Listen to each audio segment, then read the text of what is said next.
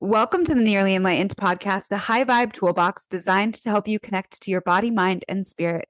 I'm your host, Giana, and I'm here to share tools, conversations, and insights to help you on your journey of self discovery. This podcast is all about exploring what it means to live a conscious, connected, and nearly enlightened life, because the truth is, the answers aren't outside of us, they're already within. Let's dive in. Dee is back. This is week 4 of our Deepen Your Practice challenge. Welcome back. Thank you. Thank you. It's been so awesome podcasting with you weekly. No, it does feel very nice. Thank you for having me. Oh my gosh. Thank you for sharing this challenge with me and doing this. And if you haven't listened to the other episodes, go back if you're curious about like spiritual practices, ritual, community, yogic practices, yogic philosophy. Go back, listen to the first episode, and then come back to this one. Oh. Alrighty, this week we're diving into like the back half of, or I would say the advanced practices. These are the advanced practices. Of the 8 limbs. Yes. So we're turning into, I love this because we have 3 limbs that are dedicated towards cultivating stillness. And that just really goes to show how important this practice is. And all of the other limbs really lead you to ready yourself for these limbs. Yeah, exactly. Very well said. So we are coming into pratyahara, which is withdrawal of the senses. And this is what helps us to really start to turn inward. Yes, it is like the withdrawal of senses or the control of senses. And I think that this too, even like, I mean, just think about it plainly. Like, what do you do when you're meditating? You close your eyes or you soften your gaze. I think about this in yoga poses too, because you can even bring this back to the physical practice and think of a pose like child's pose or even down dog, where you're like a little bit more active. Like, can you find that place of like letting go that there might be muscle sensation, letting go of the smells of the yoga room, letting go of your own armpits. If you use natural or no deodorant, like, yeah, maybe it's your own smell that you're letting go of. Yeah. Maybe it's, I think about this a lot because, and it sounds mean, but when I first started practicing yoga, the teacher would tell you when you could wipe your sweat and when you could take a sip of water. Oh. And I think about this a lot because it was a practice of discipline, and it was also a practice of disconnecting. Like, you might feel thirsty now, but it's temporary. Like, we're not gonna take away your need, like your water forever. It's just right now, like, notice that you're getting uncomfortable. Notice that thirst is coming up. Like, can you detach yourself from that, knowing that it's coming? This too shall pass. So I think it's funny because we don't really use those practices in class anymore because it's labeled as like mean or, whatever. And I try to bring those practices the way I flow. It's like we flow through and then there's like a little break. We take child's pose or another resting pose where you have a moment to breathe. And I try, no, not everyone listens, but you try to cue through, like, let the sweat drip, like, notice it, maybe even follow that bead down, like, notice the sensations before you allow yourself a few breaths to let go of them. Yeah. But people use it as a distraction of like, can't quiet the mind, can't find that stillness.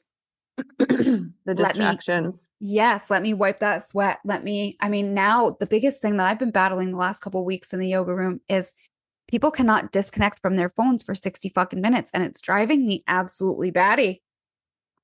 Okay, so this is the hot take. Okay. Why are you even there then? Yes. Why are you even there? And even too, I feel like even, it's not even just the phone, it's the watch that goes with it, the Oh, smartwatch that please. goes Yes. with it. Are you even there? Where Also, like, can you allow yourself a little bit to be disconnected from the constant radiation that we're around? And I know it sounds hypocritical because I'm sitting around a computer, a microphone, headset. My phone is right next to me. Yes, but like 60 minutes is not going to kill you. And I think I've said this in a podcast past.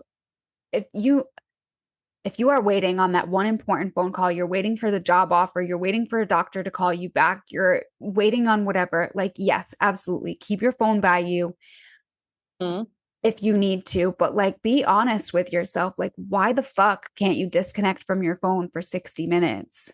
you there? Yeah, To me, no, it, like, this really lights a fire under my bum. I Like, love that. why are you even there? Why are you going to practice yoga? And this is, I think, the whole, this come just like full circle comes into the reason why we are doing this challenge. I should say, why are you even practicing asana? If it's just for the workout, I guess that's a whole nother story. But But if I you're going to feel be like, on your phone, like, go run on the treadmill and be on your phone. to me, it doesn't make sense. And I think maybe that's just who I am, but I feel like I've grown into a teacher practitioner who really tries to honor the roots of this Yes. practice. And to me, you're not honoring the roots. You're not honoring you're not respecting your teacher, and you're not respecting yourself if you're going to Yeah. be And connected. others, like, that's, I mean, Yeah. I guess that is part of the practice, is to like learn to disconnect. And if somebody is next to you and being on their phone's going off, whatever, like, that's your time to really practice the deep yoga. But like, you're right, it is a respect thing, because why are you going to give your fellow student that like extra? There's already so many things that we're distracted from. Like, why are you going to be that person? Like, just a little bit of self-awareness goes a long way. And I know there's like classic Gemini fashion. Like, I kind of am seeing the other side of this too. It's like, okay, well, they're at the practice, they're still planting the seeds. So maybe next time they'll learn to like put their phone in the fucking cubby. Yeah. I don't know. If I were to own a But studio, I feel like that would be, like, leave your phone at the door, in the car. wouldn't be allowed. I don't know. And I feel like it's just interesting, even like for, as I just this year, I started doing this teaching class. I usually have, music to go with whatever kind of flow, whether it's a yin class or, a vinyasa class, and it's a little bit more upbeat, whatever. I always do have a very like calm, slow paced beats for like Shavasana when we end our practice to allow for integration. And just this year, I've just stopped doing that. I have let it be complete silence, Oh, I love that. because I feel like, can you sit in silence? Can you? It's really hard. And in a 60-minute class, it's hard to get a good Shavasana in. So in a 60-minute class, really, like, it might be 3 to 5 minutes, and 5 minutes is probably on the longer end. But even Mm-hmm. like 3 minutes, like, yeah, you just watch the fidgeting. And the studios that I work at do like the cold lavender towel, which is awesome. It's really nice. It's like a great little treat, but again, it's just like a distraction. People are fussing with it and playing with it. It's like, I feel Yeah. sad because I remember those good shavasanas when I first started yoga, where you would go to a place and you would get up from shavasana and you would be like, what just happened to me? I've had people say, like, I will like slowly start cueing to come out, begin to deepen your breath again. People are like, no, because you get to the point where, like you just said, you go somewhere. Yeah. I had a studio that I worked at that I really loved. They would put everyone in Shavasana and they would cue and say, like, just be mindful of the people around you, but end your Shavasana when you're ready. Like, But I think that flows into, I didn't mean to cut you off there, but I think that the idea of quote unquote going somewhere flows into the next limb. yes, it So does. finish what you were gonna say. No, that was really it. So after pratyahara, we're going into dharana. I can never say this. Duran, say it. Dharana, I think. I don't know Duran. if I say it with like a Spanish accent, but like when I see it, I say it like dharana. When you say it with a Spanish accent, that's what feels right to me. But maybe. Okay, dharana. Anyways, we're going into concentration, and that is one pointed focus. And really, that is what the asana is training us to do, is to have that one pointed focus. And what is that one pointed focus on? Is it on the breath? Is it on the pose? Is it on the movement? Is it on an object? Like, I think in the challenge here, we're going to be talking about like candle gazing, or Mm-hmm. you know, you could do moon gazing or eye gazing. You could look at yourself in the mirror. You can look at another person. We actually did that in my first 200 hour. We did too. Woo! Powerful stuff. So powerful. It's so powerful. But just bringing it back to that one pointed focus. And I think this is a really important practice for our modern society, because we have been so conditioned that multitasking is like what we all need to be doing. Like that was such a buzzword in the late 90s, early 2000s. Like you, and then I remember like getting my first jobs, and it was like, oh, you have to have on your resume that you're like, you can multitask, you're a good multitasker. And it's like, it's fucking ridiculous.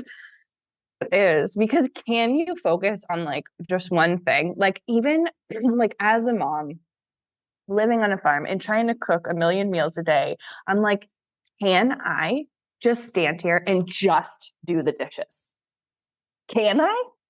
Because it is very hard for me to do that. And that is the yoga practice. Like the yoga practice is right there. Can you just do the dishes without thinking about like the laundry that needs to be done, or that I'm burning on the stove? Like, yeah. it's a real thing. But yeah, that's the practice. And like, so if you can't do that, what are your barriers? Like, ask yourself. That's what I think that this limb is like, maybe provokes or invites us to question ourselves. Like, if we can't get there, if we can't find that concentration, what are our barriers? And then like, I don't know, like explore that a little bit with yourself. Yes, be the observer. And this is what I talk about constantly in my classes, whether I'm teaching meditation, whether I'm teaching breath, whether I'm teaching asana.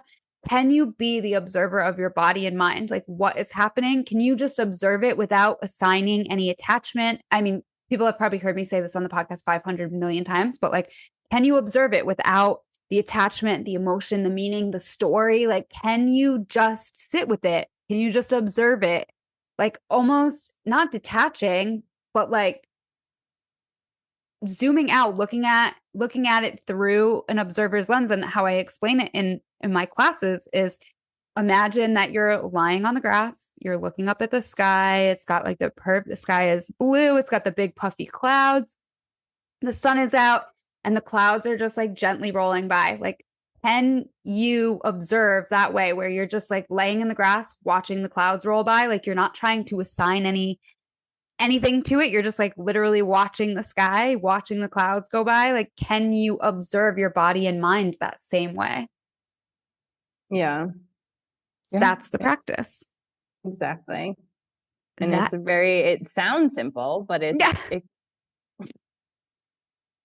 actually, I love Justine Harrington, owner of Soul Sanctuary. She's been on this podcast before. She has a book called Journey to the Heart, or Journey Back to the Heart, something like that. But she talks about it beautifully in her book, because she was always intimidated.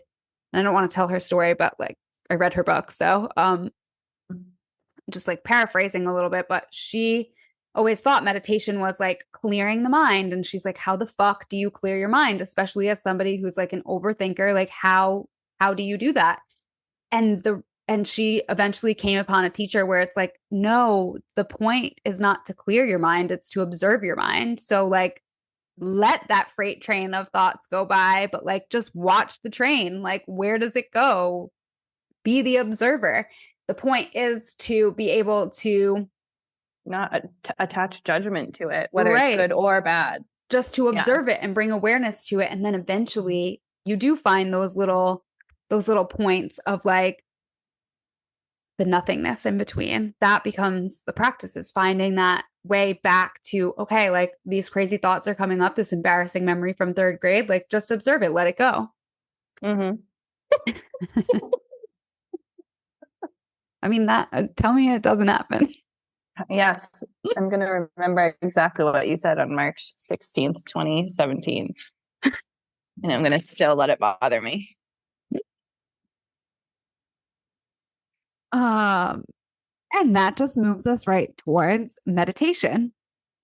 And this is using those two practices, the turning inward, the withdrawal of senses, the concentration, and letting yourself find meditation. Dhyana. That's how I would say it. Dhyana. Yeah. Yes. That's how I've heard it said. I mean, like we've said before on this podcast too, like the Sanskrit is so hard because like, I mean, India wasn't even India then, but it was like, I forget what the name of it was, something about that, because it was mainly Hindi people. Mm-hmm. So I feel like it's like Italy, where there's lots of little dialects, and like you can say the same word and it sounds vastly different. So we're learning it from a bunch of white women that have passed it down to us. And so, yeah, the pronunciation can be up for interpretation. Yeah. We're But giving it our best. and if there's anyone fluent in Sanskrit, please reach out, holla, let me know. Yeah. So coming into this is oh, what? No, I was just going to say, I think that this one is like a beautiful combo of the last two, just kind of how we've been speaking about, as we've spoken about all these other limbs. It's really beautiful to see how they all combine and flow into each other. Yes. And even asana was created to prepare us for meditation. So if you go back to the history, the roots of how yoga came to be, yoga is a 5,000-year-old practice that was created for 12-year-old boys. And the whole point was they were trying to get these 12-year-old boys to be able to sit and meditate for 6 to 8, 12 hours. And like, how do you get little children, boys, to concentrate their energy? Asana was a way to move that energy out so that it was preparing the body to sit and meditate. Yeah. So I think it's important to know that like, yes, all of these limbs, there's a reason why they come in a specific order. Mm-hmm. And I think it's important to honor that. And I know that that's partially why this challenge was born. Yeah. And meditation is where my heart is, because yes, asana was what pulled me into the practice, but meditation is really what shifted things for me. Yeah. It was, I would agree. Yeah, that was, it really is the advanced work. It really is the hard work. Yeah. It's easy to go through an ass kicking flow, but like we've said, like asking people to sit for a few minutes and be in stillness, that's the hard work. And allow for the integration to happen through your whole body, and like this is too where you can also combine with pranayama and, do your breath, and something that our body does for us subconsciously. Our body does that for us. We don't even have to think about it. But when you're sitting and just breathing with yourself and connecting with, perhaps a higher power, if that feels comfortable to you, and just that, and just being yourself and having that connection with and to and for yourself is something that I don't think any of us make enough time for. I think we would all be kinder human beings if we did that. To ourselves and others. Exactly. Yeah. And I think it's an incredible, I mean, I've shifted things. Even I don't want to sound silly here, but I had some pretty gnarly cystic acne all over my face 5 years ago, and 6 years ago now. And one of the things that allowed me to push past a threshold was sitting in meditation every single day and allowing my breath to work from my brain to my gut this all ties into to things that I love, and allow for that release and sense of freedom. Yes, because really, I mean, so many of us spend so much time in fight or flight, and the body doesn't have a chance to have these detox processes that are natural to the body if we're in fight or flight. So Mm-hmm. just a few moments, and that's why they say like a few minutes of meditation is worth like 4 hours of sleep. There's a reason for that. Mm-hmm. Yeah, It's I was able because, to shift my face. I was yeah, able to clear up my acne. it's because your body was really being able to go into a place of rest and digest. You were resetting your parasympathetic nervous system. And that's why I love using the breath and movement Mm-hmm. to get us there. And, I've talked about this on the podcast too. Like I teach a class on Monday nights and Thursday nights that are really about like the hardest thing we do is tabletop. And really the point is to find these little meditative states in between these breath linked movements to find this nourishment of the parasympathetic nervous system. And I think that as a society, we really need that. That's why we see so much illness, so much disease. It's because we're spending so much time in fight or flight when our body was meant to be in rest and digest. That was like that's a protective mechanism. So if we're always in that protective mechanism, then we can't heal. Yeah, exactly. It's called that because your body cannot absorb nutrients if your cells are thinking you're being chased by a tiger. Right. And your body doesn't know the difference between like real physical danger, like somebody or something's going to attack you versus like what's happening in your mind. And that's why these practices are so important, because if you learn to hone in and be the observer of your mind, then you learn to let it go. Then you learn to change those thoughts, change those patterns, change those subconscious beliefs into Mm. something else. And you spend more time in these more peaceful states, which leads us to samadhi or blissful awareness. And, nearly enlightened, we talked about this before we were recording, but like nearly enlightened was born because it probably won't happen on this plane of existence. It probably won't happen on this planet, but maybe it will for you. And that's great. But you probably aren't listening to this podcast. Yeah. Um, Unless you're the Buddha. Isn't like the Buddha the only one that got here or something? I think Jesus too, like I would say that he did it. I mean, to overcome death and become, Yeah, um, yeah, yeah. it is possible. And there are accounts, like ancient accounts. I don't know this. This is like, I guess I will preface this with allegedly, this is what has been passed down to me. That like these ancient gurus and sages, they would get there by meditating and doing all of the practice. All of the yoga sutras that are so beautifully given to us by Patanjali.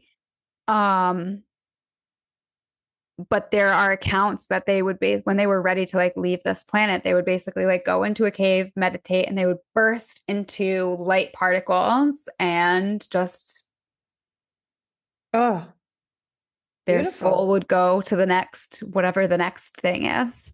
And that's beautiful because I think too there is in our society we have this such fear around death. Imagine if that's what it was.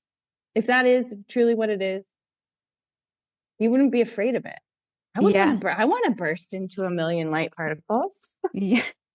I know. When it's It my sounds time. beautiful. Yeah. I mean, I'm not ready yet. I'm not ready yet, universe, but Me either. when it is time, like take me in 1,000 light particles. Yeah. I don't think we would fear it that much. No, and I mean, death is always something that I really love talking about. I had Kaylin Talley on here, like maybe last year, and she's a death doula. And I mean, I grew up in a family. My uncle and my two cousins were funeral directors, so like death is something that we talked about all the time. I also experienced death at a young age. Like when I was 8, my brother passed away. So, like I had the big questions young about death. So, and because of who my family was, death was like that was like a dinner table conversation. But I think that's beautiful. I, I I really think that that's important. And I think that you're really blessed that you have had that. yeah, it really is, and I think it makes you look at also elders different, like something that I'm noticing in my elder millennial status now that I've seen people get old and pass away. Um, my train of thought, it'll come back. um, That it's beautiful because so many of us don't know what to do with grief or don't and know oh, how this to is what I was. process. We don't respect our elders. We kind of like put them in a corner and tuck them away. But like, I think if we respected our elders more, like different cultures do, like there's so much wisdom to be gained. Stories. Yeah. Yeah. And like lineage, history, just, Mm-hmm. I remember sitting with my grandmother. I was like very fortunate to like spend some time with my paternal grandparents through college because they lived in the same building that I lived in. And Love that. yeah, so funny, very Italian. Um, and she was talking about World War II a lot through like the lens of literally being in Italy, like Mm-hmm. it in pretty much the thick of the action, like talking about how she remembers the fighter planes like flying over their fields and having to literally hit the deck and Wow. just like tons of stories like that. And um Yeah, I just think it's important. I think it is important to sit with that and to know your history, know where you came from. And Yeah, and I think that that's a beautiful thing too to say to when we're speaking about this because it also is about like connecting all of these limbs together. To me, that's like what this means, but the union of it all together, the ultimate surrender. yes, the ultimate surrender. That is, yeah. Yeah. Yeah. That's Ooh. I know. That's like a great place to like wrap it up. The ultimate surrender. Yeah. Put that on my tomb. Okay, no, just kidding. I think about this often. I've changed my mind over the years. Like I used to be wanted to be donated to science, but I don't think I want that anymore. But I would become a tree. Oh, girl, same. There's Same. there's this amazing Italian company that will put you into like a pod and you basically become a tree, and that sounds lovely. Yeah, put me in a maple grove and then like have the maple syrup. Yeah, come on. Love that. We are nature. Let's go back to it. Um, I, you're showing your New England roots in a maple grove. I mean, it's one thing here where I live in Central America that I don't get very often. And when I do, it's like, oh, it's so good. Put it in everything. I know. It's funny because one of my best friends is from Vermont. So last year I was like, "Can you bring me up some maple syrup?" She brought me up one whole gallon. I was like, "That is great." Well, that is it takes 40 gallons to make 1 gallon. 40 gallons of sap to make 1 gallon of maple syrup. I know, it's crazy. And the Yeah. boiling down process is so long and lengthy and like laborious. Like, Yeah, I've done it. It's so much fun. It's so much fun. my brother went to a place that they still do it all by hand in Mm-hmm. Vermont. I'll have to ask him the name of it, but he said it was like the most unbelievable thing, and the taste is different. Like 1,000%. the taste is different because the energy that goes into it is different. 1,000%. And those people are practicing yoga, like that. That is Stillness. yes, and that honing of your craft and just like the discipline it takes and the breath, the just being there in that moment of like this is what we're doing. Like you have to watch that shit. Like if it burns, you lose that whole. Like you said, it takes 40 gallons to make 1 gallon of maple syrup. Like there's no Yeah. room for error. No. But there is a lot of room for party, let me tell you, in the I Sugar bet Shack. that sounds very fun. So This is my quintessential kind of New England. yeah, I was like, this is my kind of conversation. Yoga and maple syrup. The fact that we tied that together is Chef's this is kiss. literally couldn't ask for anything more. Well, it's funny because like I'm running low now, and then September I have her wedding, so I'm like very excited to go and stock up because that's the perfect time. Mm-hmm. Oh my gosh, I love that. Okay, now my mouth is watering. Yes, back on track. So that kind of concludes the 30-day Deepen Your Practice challenge. Well, we still got, what day is it? I don't even know. On day 19 right now, if you're listening to this, not live and on the day. So we still have the rest of this week, obviously. And yeah, I mean, I can't believe we are here. It's I know. been, yeah, we have this week and then next week we wrap up. So it's just been an incredible experience. Like we were just saying before we got on today, how I actually pulled out some of my books that I went to training with and, was like, oh yeah. So it's been, even as someone leading this challenge and as a teacher, it's been, I feel like I've been benefiting from it so much, just as Right. any participant. We keep going back to this challenge was for us. And like, I really do believe that, because coming back to these and being like, oh, this is why, like, you've been practicing for so long. It's like, it becomes a part of you and you kind of don't think about it anymore. But to get a reminder on the reason why we do all of these things has been very grounding for me. Yeah, I wouldn't say the same. It's been almost like, I don't want to say validating, but just kind of like, yes, no, this is like, because I think it is important, especially as a teacher, that we're walking our talk. Yes. Yeah, I don't know. Yes. So it's helped remind me of like why we walk this path, and to be as embodied as I can be, embodied of a teacher as I can be. Yeah. Yes. Like I'm speaking from this is my way of life. This is why I do it, because eventually I do want to reach samadhi. I do want to burst into light when I'm ready to leave this planet. Heck yes. And it might not be perfect and it might look a little different every day. But that's the goal. Yeah. That's where we're headed. Fun. Yeah.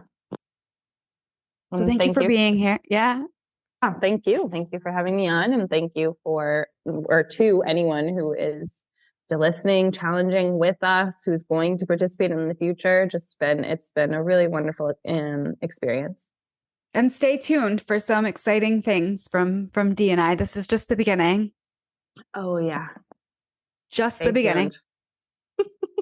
Thank you so much for tuning in to today's episode of the Nearly Enlightened podcast. If this conversation resonated with you, I would love it if you shared it with a friend or a loved one, leave a review, or reach out and let me know your thoughts. And if you're looking for more ways to deepen your connection to body, mind, and spirit, check out my Meditate to Elevate guided meditation portal, or visit nearlyenlightened.com for more resources. Until next time, stay curious, stay connected, and remember, the answers already lie within.